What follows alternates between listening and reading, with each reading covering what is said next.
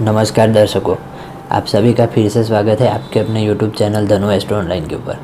अगर पहली बार इस चैनल पर आए हैं तो वीडियो को लाइक करिए, वीडियो को एंड तक देखिए, वीडियो को अपने मित्रों तथा रिलेटिव्स के साथ शेयर करना ना भूलें। चैनल को सब्सक्राइब करें, बेल आइकन प्रेस करिए। कोई सुझाव देना चाहते हैं तो कमेंट बॉक्स में आपका स्वागत है। अगर निःशुल्क आपकी जन्म कुंडली का अध्ययन हमारे पास करवाना चाहते हैं तो कमेंट बॉक्स में आपके बर्थ डिटेल के साथ अपनी कोई भी परेशानी लिखिए। हम जल्द ही निःशुल्क आपकी जन्म कुंडली का अध्ययन करके वीडियो हमारी चैनल पर पोस्ट करेंगे। अगर पेड सर्विस का लाभ लेना चाहते हैं तो स्क्रीन के ऊपर दिखाए नंबर पर तुरंत से संपर्क करिए। चलिए वीडियो में आगे बढ़ते हैं। डिविजनल चार्ट यानी कि सूक्ष्म कुंडली की श्रेणी में कुछ और विशेष चर्चाएँ D12 यानी कि द्वादशांश कुंडली के ऊपर लेकर के फिर से आप सभी के सामने उपस्थित हुआ हूँ। सबसे पहले तो एक बात बता दूँ कि लग्न कुंडली यानी कि D1 चार्ट यानी कि जन्म कुंडली जो होती है उसमें हर एक पहलू पर हर एक क्षेत्र के लिए हम काफ़ी कुछ जान लेते हैं। हमें अगर ज़्यादा डिटेल में देखना हो, ज़्यादा गहराई से देखना हो, सूक्ष्म अध्ययन करना हो तो ही हमें सूक्ष्म कुंडली का अध्ययन करना चाहिए। बाकी उसके अलावा जन्म कुंडली में हमें काफ़ी कुछ जन्म कुंडली के ही आधार पर पता चल जाता है। जन्म कुंडली को दरिया कहा जाता है। एक दरिया कितना बड़ा होता है, कितना विशाल होता है, उसके अंदर कितना कुछ पानी होता है, उसी तरह हर एक भाव में एक अलग समंदर है और ये एक बहुत ही बड़ा दरिया जिसे D1 चार्ट यानी कि जन्म कुंडली कहा जाता है। D1 चार्ट यानी कि जन्म कुंडली ऐसे ही नहीं बनती। आपके पिछले कई पूर्व जन्मों का पाप, पुण्य तथा प्रारब्ध के हिसाब से आपकी जन्म कुंडली का निर्माण होता है और उसी सिचुएशन में गोचर में जब ग्रह स्थितियाँ होती है तब आपका जन्म हो जाता है। ऐसे घर में आपका जन्म हो जाता है। द्वादशांश कुंडली हमें हमारे माता और पिता के सुख के लिए देखी जाती है। हमारे माता के पास कितना सुख रहेगा, हमें माता से कितना सुख मिलेगा, हमारे पिता को कितना सुख मिलेगा, हमारे पिता से हमें कितना सुख मिलेगा, ये सारी जानकारी द्वादशांश कुंडली से हम प्राप्त कर सकते हैं। अगर आपके पिता अथवा आपके माताजी का आप गहराई से अध्ययन करवाना चाहें तो उनके पास अगर उनके बर्थ डिटेल हो, उनकी जन्म कुंडली हो तो उसके आधार पर हम काफ़ी कुछ जान सकते हैं। काफ़ी मोटे तौर पर उनकी जन्म कुंडली के आधार पर हम एनालिसिस करके पता लगा सकते हैं। अगर आपके पास आपके माता अथवा पिता की जन्म कुंडली नहीं है, बर्थ डिटेल्स नहीं है, तभी हमें द्वादशांश कुंडली अथवा तो हमारे लग्न चार्ट में उनकी स्थिति देखनी चाहिए। क्योंकि ये एक पहलू तो है कि यहाँ से हम जान सकते हैं, लेकिन एकदम श्योर होना हो, बिल्कुल श्योरिटी के साथ अगर एनालिसिस करना हो तो हमें उनकी ही बर्थ डिटेल के आधार पर उनकी कुंडली का ही विश्लेषण करना चाहिए ताकि हम ज़्यादा तौर पर देख सके, हमें पता चल सके। सबसे पहले अगर आप अपनी माता जी के बारे में देखना चाहते हैं अपनी जन्म कुंडली के आधार पर, अपने द्वादशांश कुंडली के आधार पर, जो कि माता पिता के सुपुत्र हो या सुपुत्री हो, उनके संतान कोई भी अपनी कुंडली से अपने माता पिता का एनालिसिस करना चाहे तो कर सकता है। इस वजह से सबसे पहले तो हमेशा की तरह ही आपको बता दूं कि कोई भी उपाय अगर करना चाहें आप, वैसे तो द्वादशांश कुंडली में कोई उपाय करना होता ही नहीं है, लेकिन अगर कोई भी उपाय आप फिर भी करना चाहें आपके माता जी के, आपका या अथवा आपके पिताजी के लिए, उनके सुख के लिए, तो आपको अपनी जन्म कुंडली के आधार पर ही उपाय करने चाहिए। आपके द्वादशांश कुंडली के आधार पर आपको कोई भी उपाय नहीं करने चाहिए। ऐसा हो सकता है कि द्वादशांश कुंडली के आधार पर आप कोई भी उपाय करने लगे और वो जन्म कुंडली में ग्रह आपके मारक अथवा अकारक स्थिति में बैठा हो तो आपको परेशानियां दे, नेगेटिव इम्पैक्ट दे दे, ऐसा संभव हो सकता है। इस वजह से हमेशा लग्न कुंडली के आधार पर ही अपने किसी भी ग्रह का उपाय हमें कर लेना चाहिए। अब एनालिसिस कैसे करें वो जान लेते हैं। लग्न कुंडली में सबसे पहले लग्न भाव देखना होता है, लग्न में बैठे ग्रह की स्थिति देखनी होती है, लग्नेश कहाँ जाकर के बैठे उनकी स्थिति देखनी होती है, लग्न पर कौन सा ग्रह दृष्टि गोचर कर रहा है, लग्नेश पर कौन सा ग्रह दृष्टि गोचर कर रहा है, लग्नेश के साथ कौन बैठा है, लग्न भाव अथवा लग्नेश जहाँ बैठे हो उनके अगल बगल में पाप कर्तरी या शुभ कर्तरी लगा हुआ है, ये सारी स्थितियाँ देखें।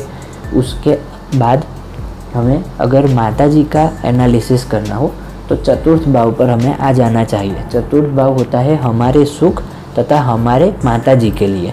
हमारी माता जी का सुख कितना रहेगा, हमारे साथ उनका व्यवहार, उनका संबंध कैसा रहेगा, ये सारी चीज़ें हम चतुर्थ भाव से प्राप्त कर सकते हैं। चंद्रदेव को माता के कारक कहा गया है, इस वजह से चंद्र और चतुर्थ भाव का एनालिसिस हमें करके पता लगाया जा सकता है। द्वादशांश कुंडली से पहले हमें जो भी करना है वो लग्न कुंडली का एनालिसिस करना होगा, उसके बाद हम द्वादशांश कुंडली पर जाएंगे। तो चतुर्थ भाव में बैठे ग्रह की स्थिति देखें। चतुर्थ भाव में कोई नीच ग्रह तो नहीं आकर बैठा, चतुर्थ भाव पर कोई पापी ग्रह का ज़्यादा प्रभाव तो नहीं, ये सारी चीज़ें देखें। चंद्र की स्थिति देखें।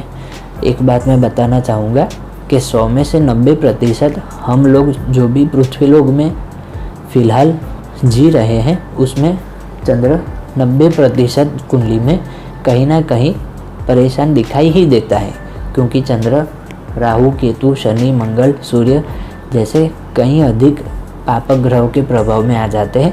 तो सबसे कोमल ग्रह होता है चंद्र और सबसे ज़्यादा इफेक्ट उसे ही लग जाती है।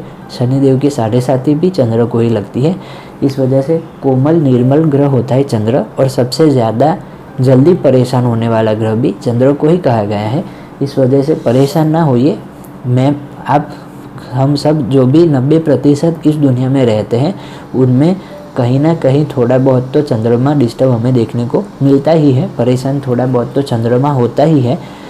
शनिदेव की दृष्टि हो जाए, राहु की दृष्टि हो जाए, सूर्य के सामने बैठे या सूर्य के साथ बैठे अस्त हो जाए तो परेशानियां चंद्रमा ज़्यादा भी दे दे, ऐसा संभव हो सकता है। उसका उपाय करके भी हम उसका लाभ ले सकते हैं। लेकिन चंद्रमा की स्थिति अगर कुंडली में अच्छी ना दिखे तो परेशान होने वाली कोई चीज़ नहीं। आपके माता जी के लिए कारक तो वो बिल्कुल है, लेकिन ऐसा नहीं कि चंद्रमा डिस्टर्ब है तो आपके माता जी का सुख आपको नहीं मिलेगा। उसके लिए हमें चतुर्थ भाव की भी स्थिति अवश्य ही देख लेनी चाहिए। उसके बाद अगर पिताजी की हमें बात करनी हो, अगर पिताजी की कुंडली ना हो और आपकी जन्म कुंडली के आधार पर, यानी कि सुपुत्र या सुपुत्री की जन्म कुंडली के आधार पर एनालिसिस करना हो तो सबसे पहले हमें सूर्य की स्थिति देख लेनी चाहिए, क्योंकि सूर्य को पिता के कारक कहा गया है, सूर्य को सरकार के भी कारक कहा गया है, सूर्य को पिताजी के भी कारक ग्रह कहा गया है। हर किसी भी साल के 15 अक्टूबर से 15 नवंबर तक, यानी कि 15 अक्टूबर से 15 नवंबर तक हर एक साल में सूर्य नीच राशि में होते हैं। सूर्य तुला राशि में नीच अवस्था में हो जाते हैं और 15 अक्टूबर से 15 नवंबर तक हर एक साल प्रति साल सूर्य नीच राशि में होते हैं। तो उस दौरान अगर आपका जन्म हुआ हो तो सूर्य वहाँ पर पीड़ित दिखाई देते हैं। तथा किसी भी महीने की 10 से 20 तारीख के बीच में, अगर 10 या 20 तारीख के भीतर आपका अगर जन्म हुआ हो तो वहाँ पर भी सूर्य अंश बल में कमज़ोर देखे जाते हैं।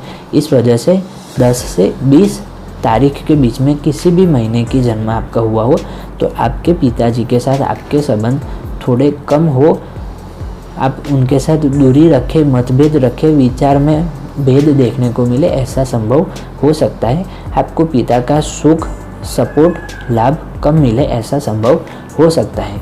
सूर्य और चंद्र ये दोनों ही अति महत्वपूर्ण ग्रह हर एक लग्न की कुंडली में हो जाते हैं, क्योंकि ये दोनों माता पिता के कारक तथा चंद्र को मानसिकता और मन का भी कारक कहा गया है, जबकि सूर्य को प्राण, प्रतिष्ठा, आत्मा, यश, गौरव, कीर्ति, सम्मान, इन सभी का कारक सूर्य देव को कहा गया है। इस वजह से कोई भी लग्न की चाहे कुंडली हो, चाहे शनिदेव की मकर राशि या कुंभ राशि की ही कुंडली क्यों ना हो, लेकिन सूर्य और चंद्र उसमें अधिक रूप से ही महत्वपूर्ण ग्रह हमेशा ही रहते हैं और हमेशा ही रहेंगे, क्योंकि जगत के चक्षु दोनों को कहा गया है। चंद्र रात में दिखाई देता है और सूर्य दिन में दिखाई देता है। अगर सूर्य नारायण ना हो तो जीवन और ये पृथ्वी का कोई मोल ही नहीं रहेगा, कोई पॉसिबिलिटी ही नहीं रहेगी। कोई यहाँ पर जीव मात्र जिंदा है तो सूर्य और चंद्र के आधार पर, उसके अलावा यहाँ पर जीवन ही संभव नहीं है। इस वजह से कोई भी लग्न की कुंडली हो, सूर्य चंद्र की स्थिति बेहतर होना अति आवश्यक हो जाता है। उसके बाद नवम भाव को हमें देखना चाहिए। नवम भाव जातक की भाग्य, लक तथा उच्चतर शिक्षा जो होती है, मास्टर डिग्रीज जो होती है, उसका भी होता है, लेकिन आपके पिता के सुख का भी होता है। नवम भाव आपके पिता के सुख का भी कहा जाता है। इस वजह से नवम भाव की स्थिति देखनी चाहिए। और दसम भाव खुद पिता का कहा जाता है, कर्म का भी कहा जाता है, लेकिन पिता का भाव भी दसम भाव कहा जाता है। इस वजह से नवम और दसम भाव तथा सूर्य की स्थिति देखकर आप अपने पिताजी के सुख के बारे में, आपके पिताजी के बारे में कुछ जानना चाहें, रोग, व्याधि, व्यापार, कुछ भी, तो यहाँ से आप थोड़ा बहुत अंदाज़ा लगा सकते हैं। अगर उनकी कुंडली आपके पास हो, अगर उनके बर्थ डिटेल्स हो, तो उनकी ही कुंडली देखें, वो सबसे बेहतर चीज़ आपको एक्चुअल परफेक्ट प्रेडिक्शन आपको दे सकती है। ये एकमात्र फैसिलिटी है, उपलब्धि है कि आप यहाँ से भी आप अपना पिता अथवा माताजी का एनालिसिस कर सकते हैं। ये सारी स्थिति लग्न कुंडली में देखने के बाद हमें D12 यानी कि द्वादशांश कुंडली में भी देख लेनी चाहिए। सबसे पहले लग्न भाव, लग्न में बैठे ग्रह, लग्नेश कहाँ बैठे हैं, लग्न के ऊपर दृष्टि डालने वाले ग्रह, लग्नेश पर दृष्टि डालने वाले ग्रह, माँ के लिए चतुर्थ भाव चंद्र, पिता के लिए सूर्य, नवम भाव और दसम भाव। जैसे ही हमने D1 चार्ट का एनालिसिस किया, वैसे ही हम D12 चार्ट का भी एनालिसिस करके, डीप एनालिसिस करके, गहराई से जा कर के हम पता लगा सकते हैं कि आपके पिता या माताजी का आपको सुख कितना मिलेगा, कैसा मिलेगा और संबंध आपका उनके साथ कैसा रहेगा। मुझे उम्मीद है कि जो मैं बताना चाहता था वो आप समझ गए होंगे। अगर आपको नहीं समझ में आया हो कुछ बात, तो आप कमेंट बॉक्स में आप लिखिएगा, मैं प्रयत्न करूँगा कि वहीं पर आपको उत्तर दे सकूँ। बने रहिए इस चैनल के साथ, सुरक्षित रहिए, सलामत रहिए। नमस्कार।